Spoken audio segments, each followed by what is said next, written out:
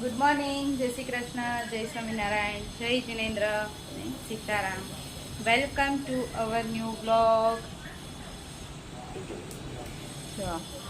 જય શ્રી કૃષ્ણ મમ્મી. જય શ્રી કૃષ્ણ.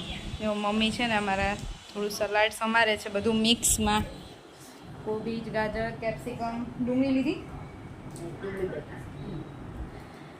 ડુંગળી, ટમેટું બધું.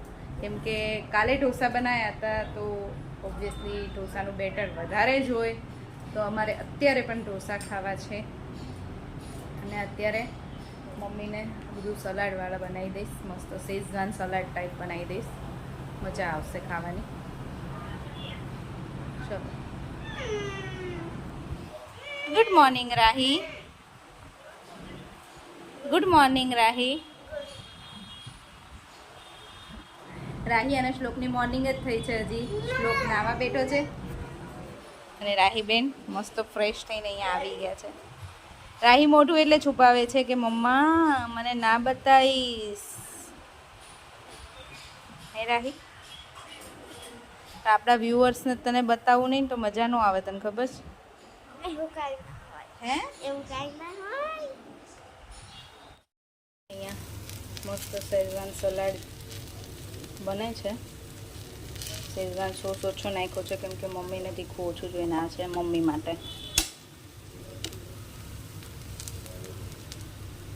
એમાં હજી ખાલી ચીઝ નાખવાનું છે.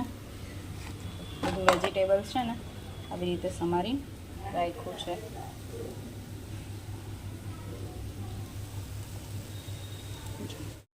સલાડ ઢોસા છે. ભાવા નહીં મમ્મી? બહુ મસ્ત બન્યા. સરસ બને. બહુ મસ્ત બન્યા. બારે વાળા આવા બનાવવાની એવા બન્યા. બહાર તો આવા બનતા જ હોય, પણ મમ્મીને કોઈ દિવસ ઢોસા ખાવા બહાર નથી આવ્યા. અમે ક્યારેક ઘરે લાવીએ તો ઘરે તો શું એવી મજા ન આવે, ઘરે આવે ત્યાં અને આવા સ્વાદ ન આવે. હા, એટલે એમને છે ને આમ ઘરનું બધું વધારે ભાવે ફૂડ. અને અમને ક્યારેક શું ઈચ્છા થઈ હોય ને બહાર, અથવા તો ક્યાંક બહાર ગયા હોય ને તો મારું તો એવું હું ઢોસા જ ખાઉં, બીજું કાંઈ ઓછું ખાઉં. એટલે મમ્મીને એને તો ન ખબર હોય, પણ મેં કીધું લાવ આજે બનાવી દઉં ને તો પપ્પાને મમ્મીને બેયને બહુ ભાવે વાત તો કે બટેકાના મસાલા કરતાં એ કે આ વધારે મજા આવે. મને તો ખબર જ હોય કે બટેકાના મસાલા કરતાં આવું બધું ટેસ્ટ હોય ને તો મજા આવે, પણ એમણે ક્યારેય ખાધું ન હોય એટલે હું ડાયરેક્ટ એવું ના બનાવી નાખું. હવે આજે ભાવ્યા ને તો હવે પછી બીજી વખત નેક્સ્ટ ટાઈમ જ્યારે બનાવું છું ત્યારે હું બટેકાનો મસાલો ના બનાવું ને ખાલી આ બનાવું ને તોય મારે ચાલે. અને એના માટે જો શેઝવાન સલાડ માટે છે ને બધું સલાડ મિક્સમાં સમાર્યું હતું. કોબીજ, ગાજર, કેપ્સિકમ, ડુંગળી અને કોથમીર છે. અને એમાં છે ને આ શેઝવાન ચટણી અને થોડો કેચઅપ અને પછી ઉપરથી ચીઝ. મસ્ત લાગે છે. ગરમી નથી થતી આજે? હે, આખી બપોર નીચે રમ્યા છો? હા, 4th ફ્લોરે. 5:45 થયા. હજી જો એટલો ને એટલો તડકો છે, પડદા ખોલવા જેવા નહીં. અને બે ભાઈ બહેન આજ તો છે ને નીચે રમતા હતા, અત્યારે પાણી લેવા આવ્યો છે. કંઈક બનાવ્યું છે એ લોકો, એને ખરે છે નહીં, મને ખબર છે. શું બહુ કપડાં બપડા માટીવાળાનો કરતો. ઘરમાં હોય ને તો 2 વાગ્યાનું એસી ચાલુ કરીને બેસી જાય, 6 વાગે ધક્કા મારી કાઢવા પડે. આજે લોકોને કંઈક રમત સૂજી ગઈ છે મગજમાં, તો આખી બપોર જમીન તરત જતા રહ્યા છે. 1:30 વાગ્યાના, 5:45 થયા ને તો હજી રમે જ છે.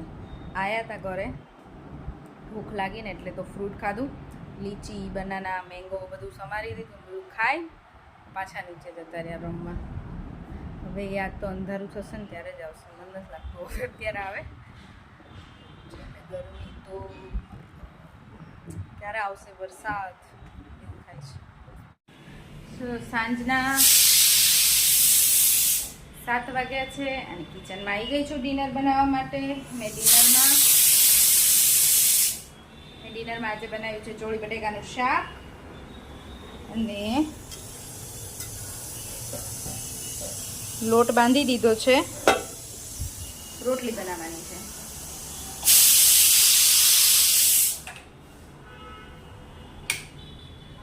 શાક બની ગયું છે, લોટ બાંધી દીધો છે. હવે થોડી વાર પછી રોટલી કરીશ. ના તો બહાર બહુ મસ્ત પવન છે. આપણા તો બહાર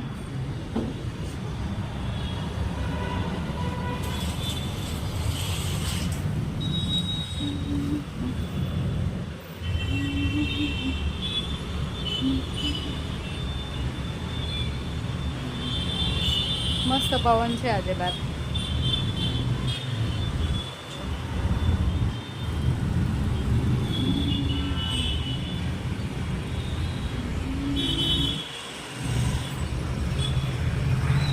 ચલો હવે થોડી વાર અહીંયા બેસીશું,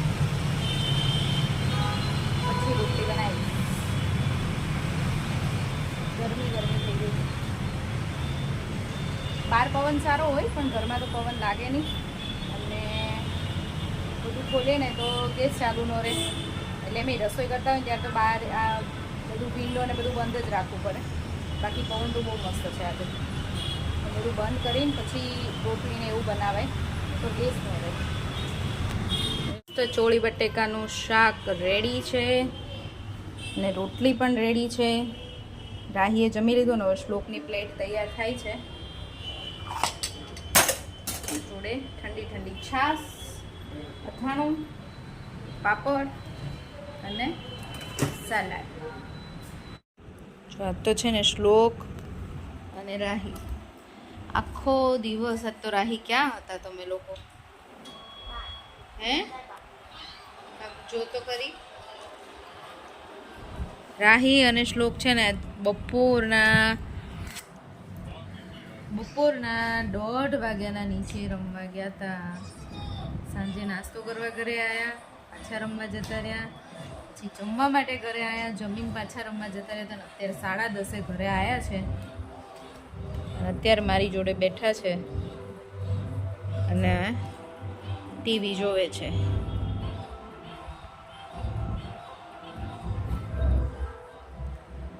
આજ તો બહુ રમ્યા છોકરાઓ તમે લોકો. કેમ? ક્યારેક ટીવી જોવે ને તો ટીવીની પાછળ પડે. આજે બહાર રમવા ગયા હતા તો બહાર જ રમ્યા. ડિનર કરીને ફ્રી થઈને કામ પતાવી હું નીચે ગઈ હતી થોડી વાર આટો મારવા. આવી પછી બેઠી હતી. છોકરા આવ્યા અને અમે ત્રણેય બેઠા છીએ. કેયુર બહાર ગયા છે અને મમ્મી પપ્પા તો સૂઈ ગયા છે. અમે લોકો કેયુરનો વેઇટ કરીએ છીએ.